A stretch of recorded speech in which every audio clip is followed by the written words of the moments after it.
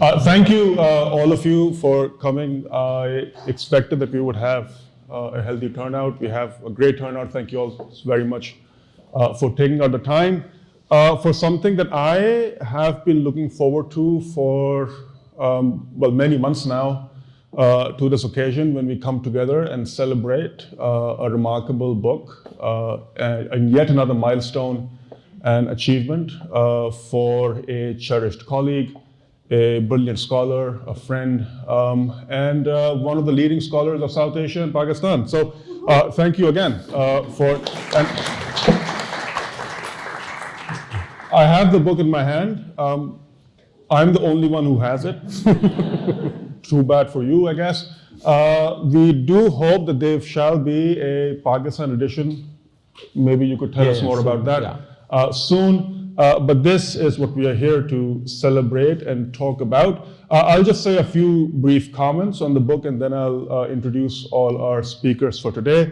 QAUM MULK SULTANAT, as I was reading it, it is, as the blurb says, a book on charting the history of citizenship and national belonging in Pakistan. But as I was reading it, I was also struck by how it is also one of the first, indeed the first book to think about offering a theory of citizenship, and it is a key contribution to the global intellectual to a global intellectual history of citizenship and indeed the making of post-colonial states. I was also struck by Dr. Qasmi's use of incredibly rich and varied archival sources, which offer us a vivid, occasionally humorous, and a very richly detailed portrait of the processes by which Pakistanis are made, unmade, and by which Pakistanis continue to be made and unmade.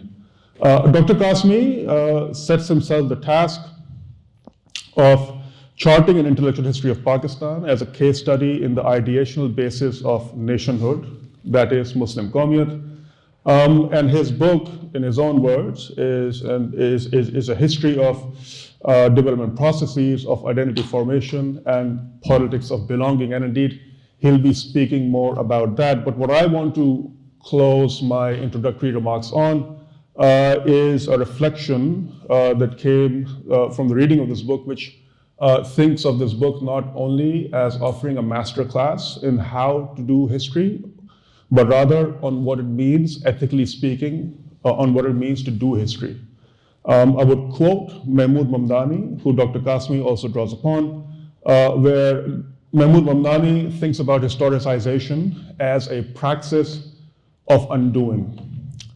And thus, by historicizing on what it means to be, or what it meant to be Pakistani, and how that understanding and definition changed over time, Dr. Qasmi shows us how this definition was never quite as stable and fixed as it would seem to us in hindsight.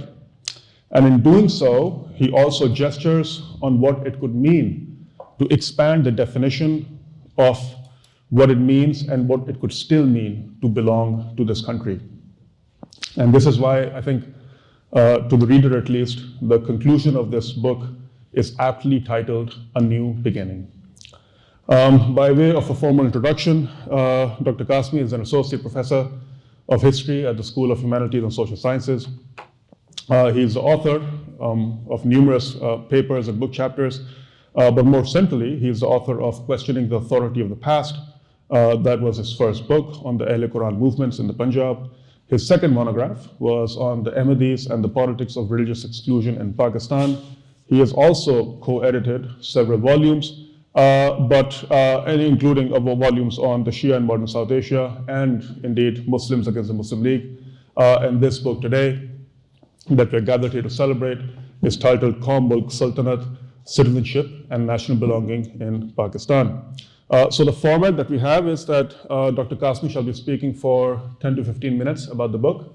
And then we have three speakers with us who will comment on the book, after which I'll ask Qasmi Saab to respond. And then we shall have 2 rounds of questions, and then we shall close. I will be introducing our speakers one by one, but first, if I may, do some first, that's fine too. Our first speaker is Dr. Sadaf Aziz. She's the Dean and Associate Professor at the Law School. Dr. Aziz's research interests are in the areas of legal and political theory and the comparative and historical study of legal regimes in the subcontinent. She is the author of the book, The Pakistani Constitution, a contextual analysis, which is part of a highly acclaimed Constitutional Systems of the World series. And she has published numerous articles focusing on gender and constitutionalism, constitutional foundations, and the interface of liberal and non-liberal legal orders. Our second speaker for today, who very kindly filled in for Rima Omar, who was supposed to be here today. She is a leading voice on constitutional and matters on issues of health, on issues of human rights. She is, as you would know, a media analyst too. She is also a legal advisor for the International Commission of Jurists.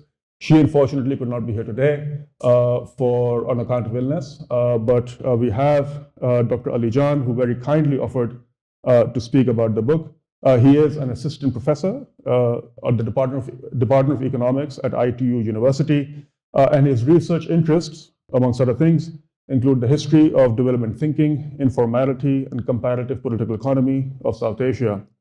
His articles have been published in the Journal of Peasant Studies, the Journal of Agrarian Change, Modern Asian Studies, and EPW. Finally, our third speaker for the day is Dr. Amber Benabad. He is an associate professor in the Department of History and Pakistan Studies at FC College, and his research interests lie in colonial and post-colonial history of South Asia, religion, and the exploration of heritage and shrines. His book, which came out in 2018, is titled The Sufi Shrines in the Pakistani State, The End of Religious Pluralism. And he's currently working, I believe, on another book project which looks at military museums in conflict zones. So thank you all for being here, for taking out the time. And Professor Qasmi, if you would like to speak about your book, thank you.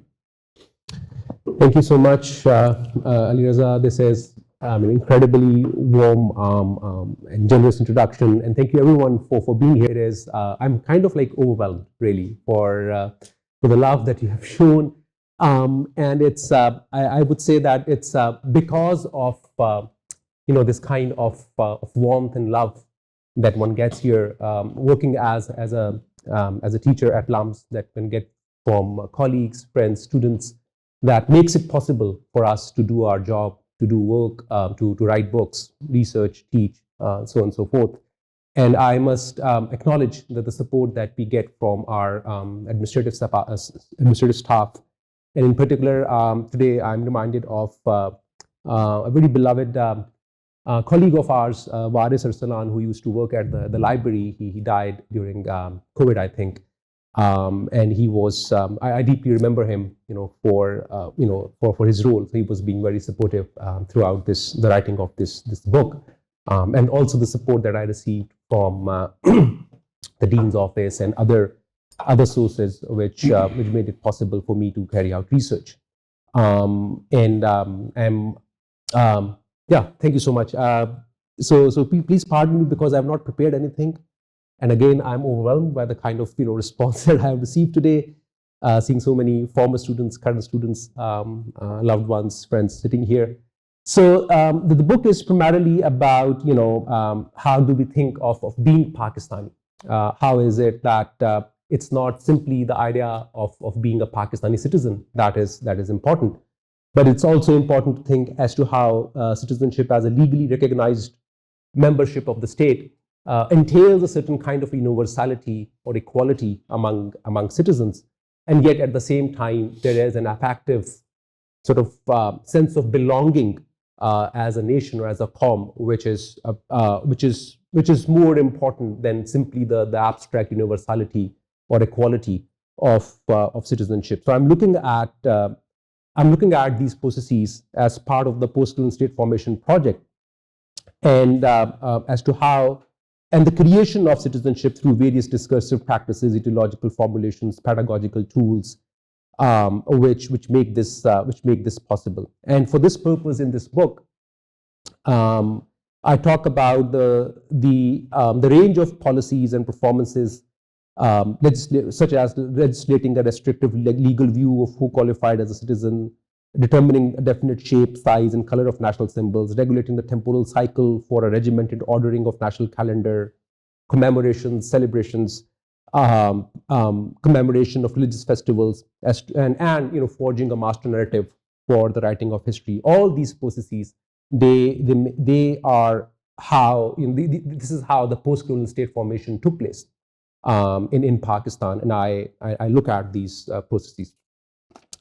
Now, and so my major argument is that following Hannah Arendt's theorization about citizenship as a quest for a place in the world, a right to belong to some kind of an organized community. And so my argument is that when she says that it's about the right to belong, this belonging is as the prerequisite for the endowment of rights, exposes the fault lines, unresolved tensions between the allure of citizenship as equality in a modern political community and the enchantment of nation as a supralegal pre-modern fiction or affiliation, which I call the citizen-national chasm or divide. So my argument is that political community and belonging to it are two different things, a distinction that Habermas tacitly recognizes as the tension between the universalism of an egalitarian legal community and the particularism of a community united by historical destiny, built into the very concept of national state. So you can, in simpler terms, there is a difference between the juridical identity of the individual as a citizen and the effect of belonging to the nation as a majority. So I'll come to the chapters and the summary of those chapters and the kind of archive that I've drawn upon and the examples that I've used. But theoretically speaking, what I'm arguing is that there is a deeper anxiety at work since the post-colonial state cannot disregard the content of QAUM or nation. Its surplus of effect is a supplement for citizenship's ideological lack. The juridical identity of a citizen is a prerequisite for the grant of rights, but is insufficient without or not the same thing as the notion of belonging, which is essentially defined nationally along pre-political imaginings of soil and blood. Hence, the problematic trinity of state, nation, and citizen heralding and crisis of cohesive weakness of republicanism, which must learn to stand on its own feet. So, in simpler words, that while theoretically speaking, the post-colonial state argues for, or the state generally speaking argues for a republican equality among alls, but it's an abstract idea which needs animation. It can only be animated through these affective surplus, which the majoritarian ethos of the nation provides. Right. So on the one hand, there is this ideal of equality as citizens, but at the same time, it can only be enchanted through the affective surplus of the nation, and this nation being inherently majoritarian.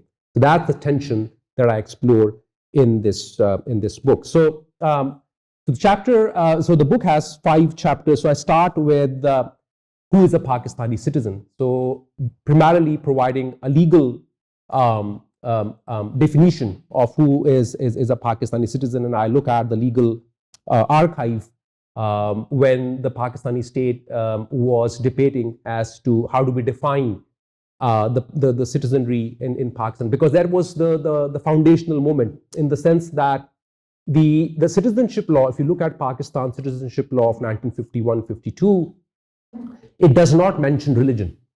So as such, the Pakistani citizenship law allows for any person of any religious affiliation to become Pakistan's citizen. Yet, while reading the archive, there is at times explicit and mostly implicit ideas in place which make it possible for only Muslims to be recognized as Pakistani citizens. Right? So at the time of 1947, when migrations were taking place, forced migrations were taking place, so while Pakistani state allowed Muslim migrants to come from North India, from the minority provinces of the former British India, it disallowed the return of Hindus and Sikhs. Right? So that's how, and it's not explicitly mentioned in the law, but that's how the practice was. And clearly the archive shows as to how Pakistan, it projects Pakistan as this Noah's Ark, Hazrat Nuh ki Kishti, which is going to safeguard Muslims and as many Muslims it can save. And after a while, the ark is full, and the request is to stay put in India, otherwise it will rock the boat, right? and hence the unresolved tension and the ambiguity, like where do Muslims belong? Do they belong to the Muslim homeland, which is Pakistan, or do they belong to India, where they've been asked to stay put and become its loyal citizens? Secondly, I look at, in the second chapter, I look at the various symbols that the Pakistani state adopted. Now, this might sound as trivial, as to the kind of details that I'm interested in. But I mean, if you even look at the title of the book, it shows you Pakistan's national flag with very precise, ways in which it is to be drawn, the color coding of it, the angle of the 5 star of the star and the crescent, and if you compare that with the pre-47, rally around the flag at that time, which animated the Muslim nationalist struggle or movement, did not require such specifications, right? It's only the state which comes in, as I argue, to stabilize the meaning of what does the flag mean. The flag was as a rallying point for the Muslim nationalist movement in the pre-Pakistan movement, the pre-Pakistan phase, did not require that kind of precision in the designing of the flag, as to what kind of color is to be, what kind of shade of green is to be used, and how it's to be drawn. And yet at the same time, there is the flag, the crescent is in the wrong direction actually, and that's what you find, because it's the declining crescent. And you find in the archive people writing to the minister, to the prime minister, saying, for the love of God, please change the direction. That Pakistan otherwise will always be in that declining state, because it's not the crescent, it's in the declining form, and the moon should be in the ascending form, basically. So these kind of debates and concerns, they show you like how these symbols, or the shades of green, like how these 50 shades of green or whatever, they were very important in determining the meaning of the nation, and the symbols that were to be adopted by the state. In chapter 4, which is, I think it's a very interesting chapter, it's about the controversy about the sighting of the new moon. I mean, I think we all know about it. It happens every year, and I think that it's through the moon, basically. I mean, other than the wrongly directed moon, it's through the sighting of the new moon and the notion of creating new national festivals that the whole Pakistani identity has been shaped. So from very early on, the idea was that we need to convert the Eid into a national festival, and that Eid should provide this kind of like a unifying force for Pakistanis. And in that, it was at the same time also about asserting the authority of the Pakistani state over religion, as to who defines what is religion, what is religious authority, and what is going to be the acceptable kind of practice when it comes to religion. So, and the funny thing about this whole controversy about the moon is that all the religious scholars, all ulama, were opposed to setting up and appointing a committee, which we now have, which is called the Ru'yat-e-Hilal Committee, the committee which determines or decides whether the new moon has been sighted or not. So they all said that this has no foundation in Islam, it has never been practiced, so we do not need to set up such a committee. And from that point to a point where now it is a very coveted kind of a position where everyone wants to become part of it, it's quite a transformation. And at the same time, one of the major issues that the ulama had to grapple with was that, pre-1971, when we had East Pakistan and West Pakistan, they had two different horizons. So, which is to say that they were not essentially the same time zone, right? So how do we imagine the nation, a singular nation, spatially and temporally? So that was a challenge. It became easier post-71, of course, right? But this easiness came at a very huge price. So that chapter is, I don't think people have really worked on the committee, and so that's, I think it's a it's a new contribution. One chapter I forgot to talk about. It's chapter 2, which is called Quilting Islam: Debates on Sovereignty, Federation, and Ethnicity, which is where I talk about this idea of overdose of Islam, as to how the so-called Islamization of the state. And this is where I think I've tried to argue that rather than saying that Pakistan state passed objective resolution and then Pakistan became an Islamic state and that was end of it, and there were like series of martial laws and terrorism and violence. That's not the case. There's a very engaging, lively debate which takes place in Pakistan throughout the 1950s. And they debate every aspect of what it means to be a Muslim or what it means to establish an Islamic state. And this is where the Hindu members of the assembly from East Pakistan and also Muslim members of the assembly from East Pakistan, they played a very vital role critiquing the idea of the kind of Islamic state that was being proposed. So over the Sheikh Mujib, for instance, Sheikh Mujib said that it will set up a precedence which will be then followed by RSS, and that RSS will demand a Hindu Rashtra in India. Similarly, Sohrawardi, for instance, was, he talked about why do you need to call it an Islamic state, and what's in the name, basically. To which the ruling members of the government said that why don't you call yourself Dinguram otherwise? If the name is not important, then why don't you adopt? You are not just Hussain but Shaheed Hussain. So which shows the importance of naming. So the importance of naming has to be understood. There is there's this contingency of this process, of this historical process whereby Pakistan adopted the name Islamic so as to coalesce these kind of very diverse demands, aspirations. So Pakistan, Islamic Republic provided that kind of anchor to sort of embody all these different aspirations and demands in a context where there was otherwise a lack of democratic opportunity for people. And it's in a way, it's a floating signifier in the sense that this Islamic Republic keeps on changing its meaning.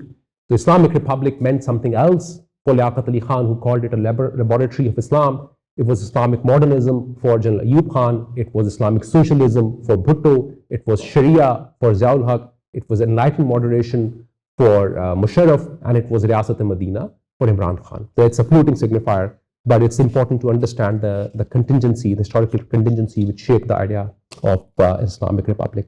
And lastly, it's about the historical narrative as to how shaping the historical narrative about the nation, about its past, about through such means as setting up a national museum, as to how a national museum curates a certain kind of a history, setting up an archive. So no one.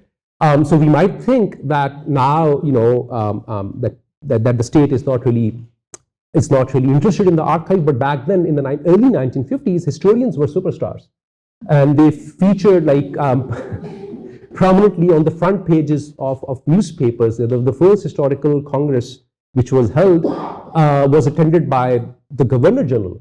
It was the headline on it was front page headline.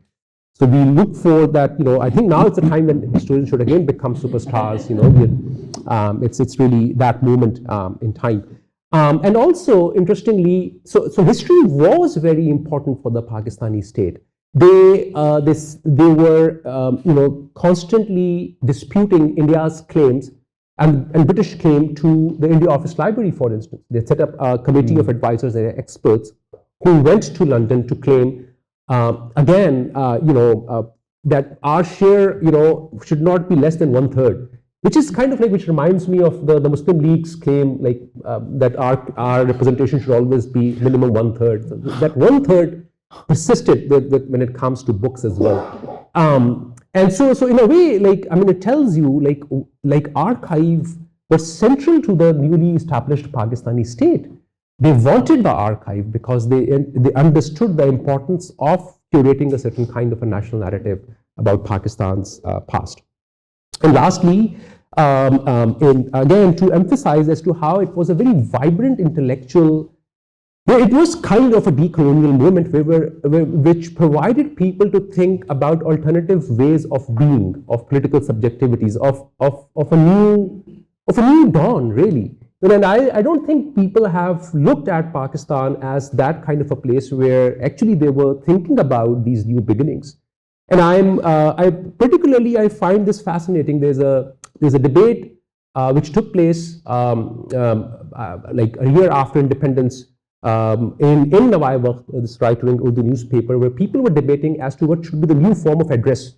Should we call each other Mr. or Janab or Maulvi or Khan Sahab or Sayyid or whatever, right? And it tells you, and the argument was that now that we live in this decolonial moment, we need a new form of address. And I think one of the suggestions was that we call each other Pak Liaquat Ali Khan, Pak Ali Raza, Pak Raza Karmani. So yeah, so I mean that is which I thought these were letters written to the editor, and this debate continued for a month. So I mean I tried to capture these like moments from this larger public discourse. And lastly, in the end, I would say, and for our all history students, that it's the bulk of this book is it's archival material, and this archival material is from in the form of official documents, but also reading extensively through Urdu and English newspapers. So we all tell you about subverting the archives, but please subvert the archive after reading the archive, right? So archives are important.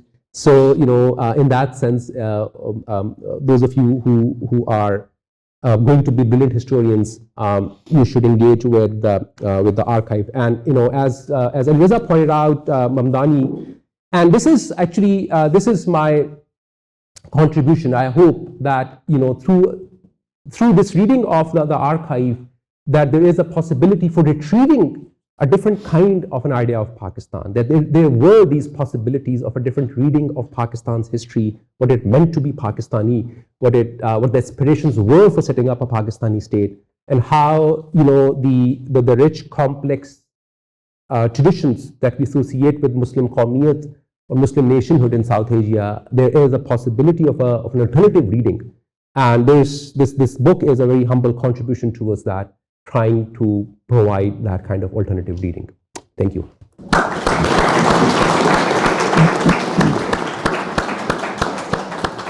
Thank you so much, Ali Qasmi, and thank you for the invitation actually to comment on this book. It was a fascinating read, and I have to apologize beforehand because I think I was reading until just sort of an hour ago, and you will for certain time periods and the like get cabinet office documents, a record of correspondence, and this is all indexed. So it looks so promising. And what I was reminded of was looking at a few years of the kind of foundational years of the Pakistani states, being and seeing files which were titled things like, should such and such be a national holiday? Which side of the road should Pakistanis drive on? What should the currency be called? Things like this, and which was really intriguing. And unfortunately, I had neither the time nor the wherewithal to be able to dig into those files. But some of those must have been the starting point, or obviously supplemented your much broader reading of events from the time. So as to give us what are in some ways these kind of micro histories, but obviously, as you've also mentioned, build into or provide the grounds for theorizing, for understanding more deeply precisely what was happening in those early days of national founding. And in order to do that, I think you've taken us some ways in reliance, as you've noted also in the introductory chapter and throughout the book, upon other kind of post-colonial theorists, particularly those working in India, who have looked at those originary moments and provided a great deal of theoretical insight.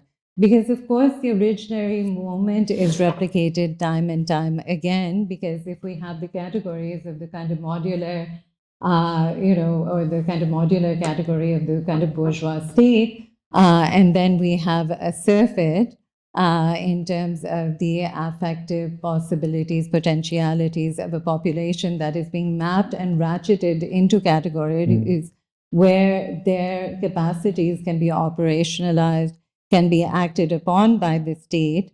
This kind of originary moment has endless replication in the history of the state. And I think that that is, something that your book goes a great deal or goes a great way in explaining and explicating for us who are students of history. And this is the other thing that it was really awe-inspiring to see how deftly you've dealt with not just the bureaucratic, which those authors of those files and the directives that are being issued are operating. So there's a great deal in this book, which I think is just exemplary, is really wonderful. And as you said, I think that the history of citizenship, particularly in, I believe it's chapter 2, where you're looking at the passage of the Citizenship Act itself, the 1951 enactment, and what you do in that chapter, I think, is really remarkable. Looking at the ways in which the authorship of that citizenship law really reflects both an expansion. So, as you've mentioned, of course, the kind of transmutations really of a kind of Muslim nationalism into a secular nationalist project, which had much to do with, in fact, Pakistan not having the possibilities or potentialities of really being a homeland for all of the subcontinent's nations, had then to be transposed into a kind of a secular law. But the ways in which the limitations are imposed, both within, through a kind of time dating of the opportunity for citizenship, I suppose, depending on migrant populations and migration and the like and patterns of migration, which is set against the kind of predispositions for limiting citizenship, in fact, to the Muslim, right? And so that's a really interesting way in which you've done that. And that in combination with the next chapter, which then speaks about the sort of, the broader description of the Pakistani state as the Islamic Republic. And I think that the theoretical material that you've used, the notion of the empty signifier moving to the floating signifier, and, in some kind of a dialectical process, arriving at, again, certain closures which are predicated upon the threat, really, of, an other, which settles or itself moves from being that of the kind of Hindu or the, I don't want to say antithesis, but in the imagining, the Muslim nationalist imagining, that other to a kind of more stringent policing within the bounds of Islam, right? So policing the boundaries of Islam itself. Again, something, of course, that we see bearing, resonance and having implications until the present day, but of course honed in, of course, on the figure of the Ahmadi. And I think all of that is really impressive. It hasn't been done even within kind of legal theoretical works within Pakistan. So as a historical narrativization, which has a great deal of interdisciplinary potential, all of that is really fantastic and amazing. And so I really congratulate you. I congratulate all of the social sciences school and the history department, really, that it is fostering such remarkable, groundbreaking scholarship, and effectively that as Pakistanis, we're coming to know ourselves more deeply through these deep histories. So I just wanted to pose a couple of sort of questions in terms of how further to move, research, not just about that era, but then to be able to cull from the kind of research that you've already undertaken, other sort of insights for understanding ourselves now or at various other historical points. And I guess one thing that I'd say at the outset, and I'm not sure that that's directly related to that point, is that somewhere, I suppose, the thing that I was looking for is a kind of notion of what it is that you see as the founding, right, in this moment. Because, temporally, of course, one can say that this, I guess, and this is linked to a much smaller point, which is that you don't provide a timeline, right? And there's a kind of slippage from the very earliest days to a decade into a decade and a half into, the founding of the state of Pakistan. That's certain, and, which is obviously, there's nothing, necessarily that can be encapsulated within a period of a year that we necessarily have to hone in on. But I guess this speaks to the notion of historical change, right? And what is being mapped. So is it the rupture? Is it the continuity from kind of colonial times onwards? There are resonances of that, of what is being brought forward. So I guess in a sense that is something that I sort of would want to know a bit more about how you would categorize this as a founding. I mean, of course, in historical time, Pakistan was founded in a particular year. It, entered the kind of Comity of Nations. But you are looking more incisively and more deeply at other foundings, right? And the accumulation of affects that make up then, thereby, the state of Pakistan and what we come to know about it, as you're saying, citizenship itself broadly as a category. So it would be interesting to know what is ruptural, what continues, and kind of have a kind of classificatory sense of that, or, just as something that we can further chart. The other thing that I was slightly, a little bit kind of curious about is, and I can't recall which page I've taken this from, but particularly in describing the methodology that you're employing, and I think this is, close to the end of the introductory chapter, that you say that effectively this look at citizenship is one which you'll trace to, really looking more deeply at bureaucratic practice, at interpretation of law, and at the praxis of power. And I think that's, all really obviously appropriate and important to do.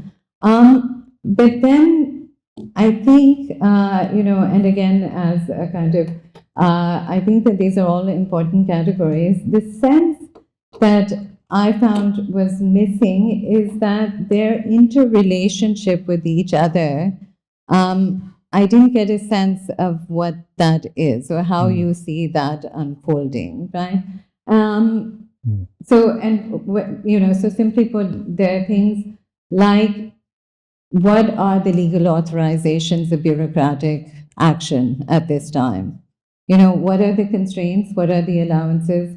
Is this an episode of, or are these episodes of exceptionalism, legal exceptionalism, which are giving rise to, over heavy bureaucratic assertion?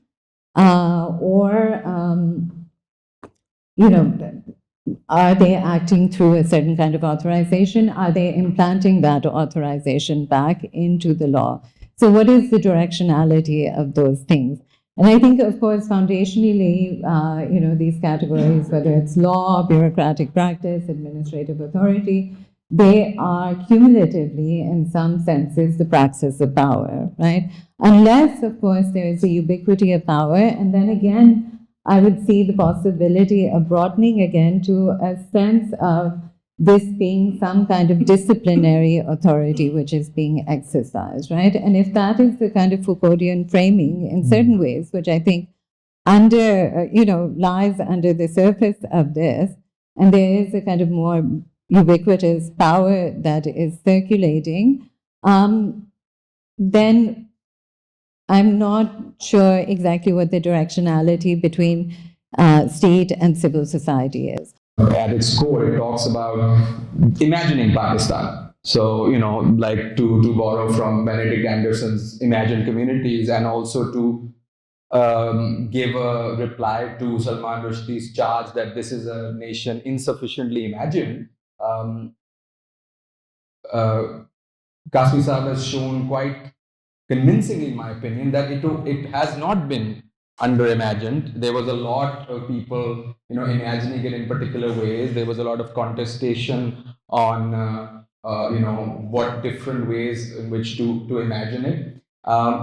And more importantly, he's also tried to stray away from just this one-sided idea that it's all an imposition by the state. And also see that there are people who participated in how this new kind of idea of how the nation was imagined. And through that participation, once you're let into that, you can also contest certain kinds of homogenizing tendencies that the state brings in. So I think at its core, it gives us a very interesting perspective to think about and then take this study forward.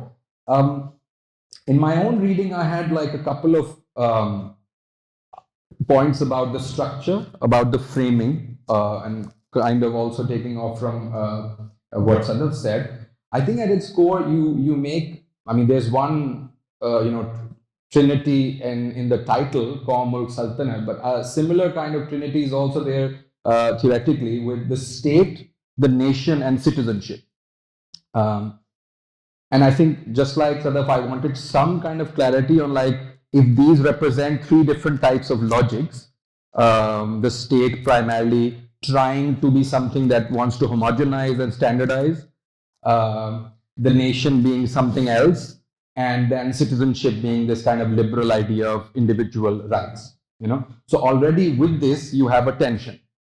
And I wanted to introduce in this a further kind of variable that could probably add to the tension. And I think this is something important because primarily your work is about the early years, if I haven't misunderstood it, the early years of when the imagination is beginning and when you are all of a sudden faced with like, okay, now we have a place, what to do with it, how to imagine it. And obviously, one feels empathetic. And really, one of the things that a really good piece of social science gives us is not just concept, it really helps us understand what people were thinking at the time. So really, I felt empathetic. Anyone with that kind of a task would have their, it would be difficult for them to square the circle, as it were. And secondly, if again I'm not mistaken, this is primarily the archive that you draw upon. It's primarily the participation of literate society, right? These are people in government and others around them who can read and write, who then participate in this kind of project of imagining. Now, here's where I wanted to introduce one kind of tension, which is already inherent in the idea of nation. I think Leah Greenfeld has worked on this, and she says the tension is that we can talk about exclusion and inclusion, but really you can't think of modern democracy without the nation. So the nation is the cradle of democracy. You can have rights without it, and clearly, prior to modern democracy, there were very well functioning liberal states all over Europe. You get cosmopolitan Vienna, you get, Paris and all of that, where individual rights are protected, but there's no mass participation. This is still something restricted to. So what happens when the demos or the mass public appears as a new variable, right? And while the book is primarily taking a moment in time when the state has been created and now it's the task of elites to construct something, we must not forget that the demos was very important in creating the state, because it's ironically one of those few states which had an election to kind of justify it in its in its background, right? So a lot of this kind of a lot of its ideas, a lot of its kind of justification comes from the fact, oh, we are the true representatives of Muslims because, by the way, they all voted for us, right? And whatever basis of voting it is, doesn't matter. At the end of the day, the ballot box shows that we are the representatives, right? And through that, I just wanted to bring out the idea or the question of citizenship. There is, I feel, in the book sometimes, because it's primarily dealing with, participation and a kind of relationship between a more restricted sphere, there is a sense in which the people mostly emerge as those who want to increase the space of citizenship through their claim making, whereas the state's primary logic is that to restrict and homogenize. And as someone who's actually worked on, exclusion, your book, on the Ahmadis, is it not possible for people to themselves be participants in exclusion, to actually want, the space through democracy, through mass mobilization, through the idea that we are the majority, to restrict that last element for the others, right? To say that, okay, citizenship must be restricted, and it's something that, European nationalism was plagued by throughout. I mean, the quote unquote Jewish question was precisely that. I mean, what to do with the nation is holistic, the nation is something that everybody is a part of, it's an organic body, but what about these guys, right? So while it gives something in the form of mass, citizenship or rights to everybody, and then is the precondition for democracy, oftentimes, like, democracy could reverse that process, right? So just adding that to the mix would be interesting. And I also kept thinking about, funnily enough, these days one can't help but think about Justice Munir as an interesting figure, and not in the way that we often think of him, right? We think of the Justice Munir of the doctrine of necessity, but there's an earlier Justice Munir of 1953 who stands resolutely with the citizenship idea in the expanded sense and says, no, I mean, the nation wants to exclude, but we won't let them, right? So I was just thinking, could these tensions work like both ways, right? Where, like, there are these kind of certain forms or ideas of power, and yes, they want to homogenize, and sometimes, they want the homogenization to be inclusive in a way that others don't want to. Like, it's not as if, like, the only claim making is for expansion of rights, right? It could also be for reversal. And then, and of course, this kind of tension, I think, in many ways continues because, and I wanted to actually, obviously, out of these three, the state, the nation, and citizenship, I felt the nation was the most kind of well elaborated, the way you defined it, the way the imagination and, the contestations around it. But particularly citizenship, I felt there was more that could be brought into the mix. Just continuing with what Sadaf had said earlier. And then I don't think this is something you're trying to do, but I'd just like to kind of maybe know. There is in the book a kind of hope, and I think that's another reason why I feel the book is really good and up to date, because there has been, when any new fashion starts and everybody starts kind of following it, and then it becomes this too much of one thing. And we've had that too much with, the state was constructing, the state managed, the state kind of did this, but you realize that no, and oftentimes it didn't manage to do this, right? Now, the problem could be sometimes, as I said, as the demos thing shows, sometimes the state not being able to have a hegemonic project creates its own problems. Like, who is going to,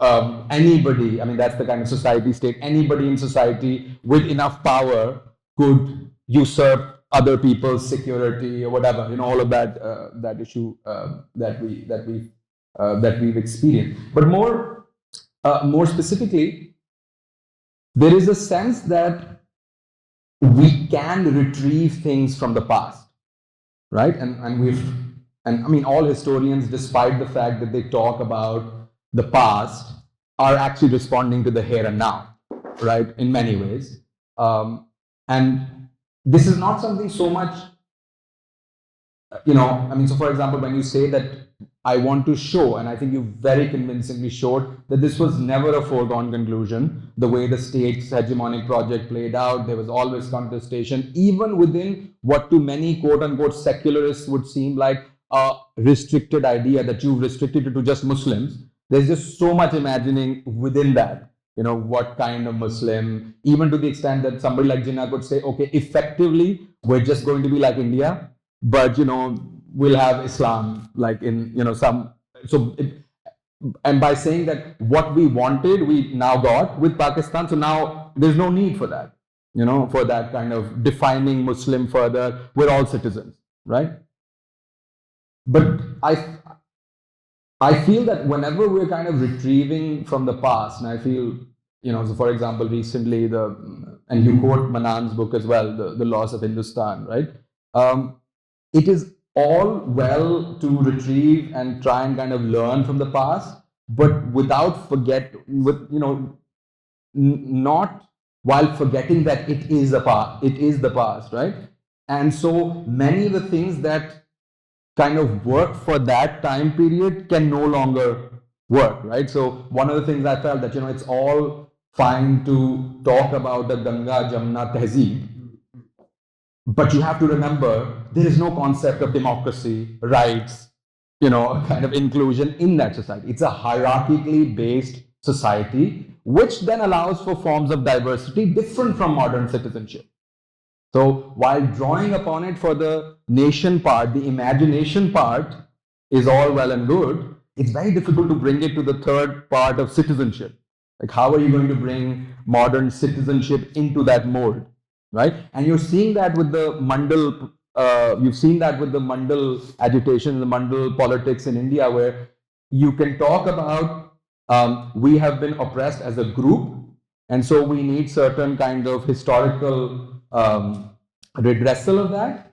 But then how do you, as soon as you start giving preferential treatment, the others kind of say, okay, this is against the original spirit, which is that we're all equal, So it's difficult to kind of bring that together. So these are just a few things that I wanted to talk about, but really this book has really made me think and kind of go back to the drawing board in many ways, that we need a more theoretically informed understanding of Pakistani nationality, idea of belonging and citizenship. And I think you've done a really wonderful job in that. So thank you so much for that. So, hello. Yeah. So, Dr. Ali Qasmi, once again, a marvelous and impressive field, once again, an impressive achievement, once again, a very, very commendable book. I've been your reader since your first publication on Al Quran, and since then I've been your kind of a constant, a permanent reader, always seeking, always looking for some new thing, and it's always there. You never stopped short of giving new ideas, new articulations, new ways of telling everyone like us, even us, that how should we look into the past. But this time you surprised more than that. You're more than a historian this time. I mean, my experience, I have to stop so many times while reading book. It's not a normal history book anymore. It's like you have to go and consult some dense theoretical approaches, some complex philosophical ideas, and then come back to understand what that exactly this point of past, how that we understand this past now. Now, after knowing, going into the meanings, the dance meanings of the concepts, and then coming back to the moment of past to understand it, really nice. So, a historian, now a historian, and a philosophical and a theoretical scholar. So it's again a new structure. Colonial, post-colonial, with colonial, post-colonial, it's a new structure. A historian, a scholar, a historian, philosophical scholar. So it's been dense, but it's been a wonderful experience to read this book. Kind of going through once again the experience of knowing the moments of past when this whole beginning it just started and then started in certain it couched in different in certain ways, in certain idioms that was Islamic, and how that all then moved on. One thing that I must say here is that the tension between a historian and a philosophical scholar is always there. For a historian, what happened is always happened. It's just there. But for a philosopher or philosophizing, it maintains a kind of a hope for a future. So there is something for a change as well, and that we find in this book. Its postscript is something like giving you new hope that what happened by the destiny of time, by the march of past, it can be changed, and it has been changing by introducing by new forces, by new conditions of time, by new conditions that are kind of having so much impact on the life of Pakistan. But that postscript of a book, which is really fascinating and optimistic in a sense, giving a kind of an inclusive sense of citizenship, giving more rights to minority as well. But that is a postscript, not a. I don't know um, how to include that in the main purpose of the book. But optimism is there, and that is really impressive. The march of Islamization, as I am the last and the speaker, I'll stay short, and I'll stay with one idea that is that has been important for me, and as a student of history, and that has been important for many of the Pakistanis as well. That is the birth of Pakistan and how that birth was couched in idioms, in what sort of ideology was there. So I'll that means nationality. That means what was nation, and that is the main concern of Dr. Ali Qasmi here. His QAUM precedes political setting and the stateship. So it's the nationality that has been important, and I just, in fact, I just want to ask Dr. Ali Qasmi a question as well, in a sense that we know that there has been like two shades of Muslim separatism before that made possible Pakistan.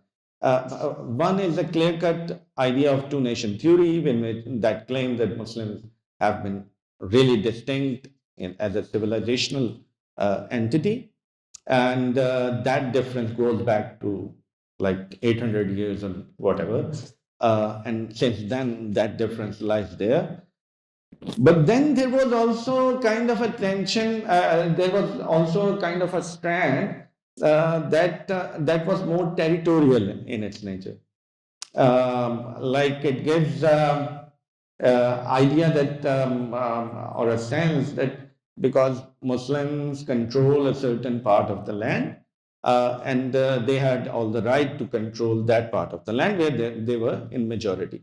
So that was kind of a territorial in nature, and the ideological strand was missing. I mean, the whole shades of ideology that we found later on, that was not there in that strand. And I want to give even an example of this. It's not something that is only in the past. It's this dilemma is still going on. I mean, if I can refer you uh, two museums of Lahore, both are depicting different stories. I mean, this very tension, this ideological tension, this tension of the origin and the beginning of Muslim QAUM is just there. I mean, if we go to Army Museum, we can find that the history depicted there in Lahore Army Museum takes us back to the time of Mohenjo-daro. So it's like it's an inclusive, territorially inclusive history. It does not shy away by considering that this part of the land was also occupied by Hindus, by Sikhs, by Buddhists, by anyone else. So they, in history at least, everyone participated with, everyone shared history. But in Azadi Museum, that is like at Waka border, if we can go there, we find that the other strand is there. The other strand of ideology is like curated there. And that is the Muslim identity starts with the invasion of Mahmud Ghaznavi, while because he was iconoclast, he was against that idolship. And since then, the whole Muslim idea of distinct identity, it just kept on rolling and gave the separate identity. So my question is, how do you throw, how do you, what do you feel about it? My perception, however, about your book is that you're evasive of this tension. You don't want to, you don't care a lot about this tension. You just take an assumption that in the beginning, it was there. That is it. So let's see how it goes from that, from the moment of beginning to a certain point, and just see how these, how different moments of certain movements and strands of thoughts could be figured out, could be carved out of that certain past, without going into a larger debate and getting engaged in with what sort of origin was there. So I'll stop here, and once again, heartiest congratulations, you did it again, and Dr. Zaidi, congratulations to you as well. Thank you. Okay, just to give you a heads up of what's going to follow now, Dr. Qasmi has the unenviable task of responding to whatever we've heard, which is, thank you all for your contributions. They were incredible. So I will ask him to respond to those contributions and provocations for, let's say, 5-6 minutes. And then we can open up for 2 rounds of questions. We can go around the room, and then we can hopefully conclude by 7:15. Thank you, everyone. Thank you so much for your very, rich contributions and for reading my work and engaging with it. Starting with Amber, I mean, yes, the postscript. By the time I finished writing this book, I was incredibly optimistic. The deadline that the publisher had given me to finalize everything was 15th May 2023. So you can imagine just when I was, about to submit and to press the send button. So it was by then so much had changed. So I don't think that I am optimistic anymore.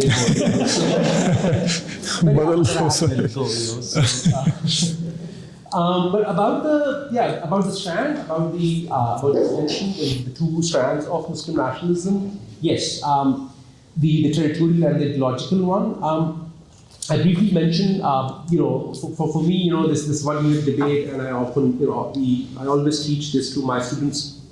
Mumtaz Sultana's speech when he delivered at the time when the 1 unit was being approved, and when West Pakistan was being created, amalgamated into 1 unit.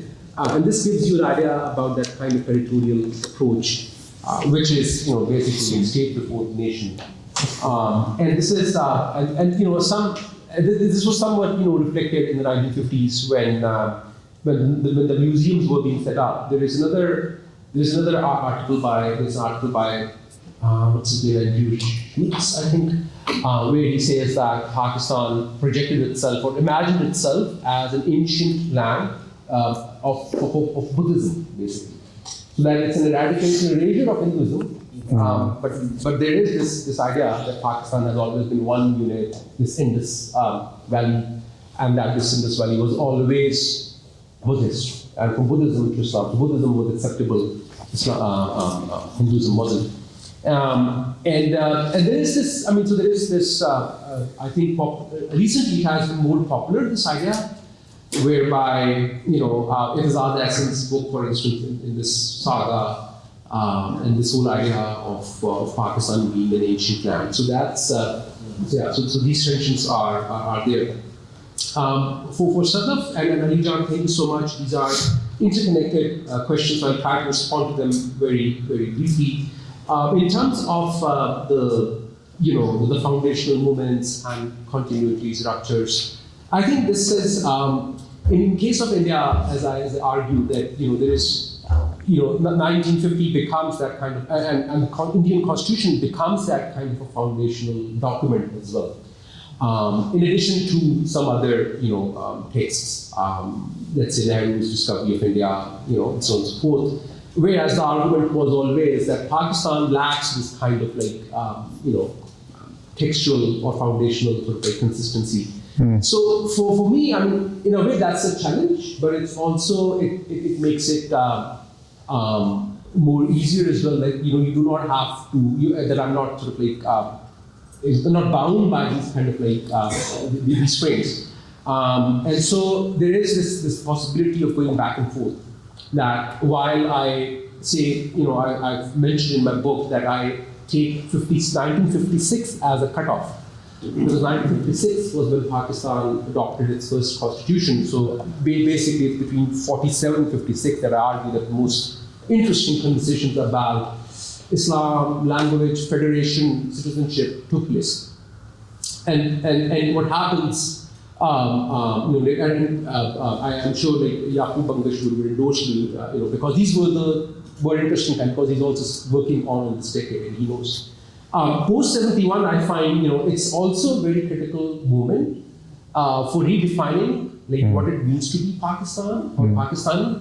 And I briefly looked at the constitutional debates as well, and it's at least it's my understanding that it lacks in that kind of clarity or the kind of engagement which was required to reimagine Pakistan after such a catastrophic event. So you would have expected that it would have led to an engagement with an earlier past where these discussions were more complex, more fruitful, and that would have shaped the conversation later on. But that's not the case. And also, I think this Gyan Prakash, I once presented a paper where Gyan Prakash had organized a conference on post-colonial movement, and after listening to my talk, he said it turns out Pakistan never had a post-colonial movement.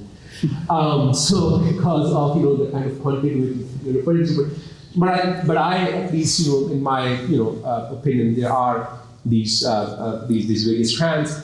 Although you're right, it's predominantly a bureaucratic archive. It's a literary sort of like sphere in which these conversations are happening, and this is a major limitation. But at the same time, it allows me to this kind of like state-centric approach also allows me to decenter the state, basically, right? So it's through the decentering of the state that I try to offer a kind of possibility for new critical subjectivities to be imagined, while again, looking at the category of nation as with its emancipatory potential. So that's for me an important. So this is for me an important consideration, because, as Ali Jan was saying, this between state, citizen, and nation and national, there's this tension. So the idea being that the emancipatory potential of the idea of nation, and not necessarily as something which is going to be exclusionary, will make it possible for the kind of constitutional patriotism to emerge. So there is this possibility of both to come together, and that should be maybe the ideal sort of like future that we should look for. And again, prior to when I finalized the book, I thought we were moving in that direction. But yeah. And lastly, I think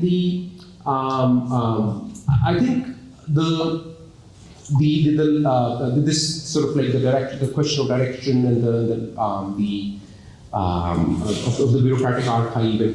I would say that. Again, go back to that conversation, that correspondence which was published in Nawai Waqt in the late 1940s, and I would say that it exposes the limits of Islamic Brotherhood as a basis of equality, and you are then left with the idea of republican equality, basically, right? Which is to say that how the secular language, it's about like trying to understand the secular language of equality through constitutional law, citizenship, and these effective modes of belonging that can provide a certain kind of bonding, but that's only, there are limits to that kind of bonding as Islamic Brotherhood, right? Which is very important. So while I understand the kind of the extents of this process, the incompleteness of this process, the Ashish kind of version of secularism from the top and looking for the languages from the indigenous vernacular kind of traditions to get there. But again, the point being that the secular language of law and equality, the effective sort of like bonds of brotherhood. So that's the exploration. So in some ways, yes, it remains incomplete. It's very narrow. It's very limited to certain time periods that I discussed in the book. But that's the idea, like, as to how they have. So idea has been to historicize these processes of the secular language of equality and the effective language of brotherhood, as to how they were. There was a moment when they were being discussed, developed, and one can perhaps look back and retrieve those languages for a more egalitarian future. Thank you.